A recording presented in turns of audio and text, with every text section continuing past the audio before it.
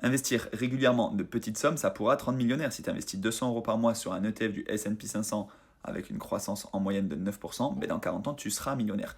Maintenant, comment il faut effectuer son DCA pour qu'il soit correctement, pour qu'il soit efficace tout simplement? Il faut que tu te sélectionnes des ETF qui sont larges, premièrement, comme ça tu es diversifié, des ETF qui sont performants parce que des frais qui sont réduits. Attention, tous les ETF n'ont pas forcément les mêmes frais.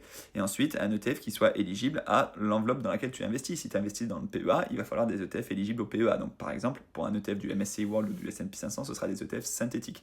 Je t'invite à comparer les ETF avec le site JustETF. Je t'ai fait une vidéo sur YouTube justement pour te montrer comment on compare les ETF. Et comme ça, tu pourras sélectionner le meilleur ETF. En ce qui concerne les actions, c'est pareil. Si tu décides que Apple, si tu as les convictions que Apple, pendant 30 ans encore, ça va continuer de performer, eh bien, tu mets tous les mois un petit peu d'argent sur Apple. Tu peux même acheter des fractions d'actions sur ton compte titre. Maintenant, est-ce qu'il faut tout revendre au bout de 5 ans? Non, absolument pas. Le PEA, tu déclenches l'avantage fiscal au bout de 5 ans, mais si tu veux les détenir pendant 15, 20, 30 ans, tu peux. Mais si tu vois par exemple que dans 5 ans, Apple sont complètement dépassés par Microsoft, tu peux décider de revendre tes actions et de réinvestir ailleurs. Donc en fait, c'est libre à toi.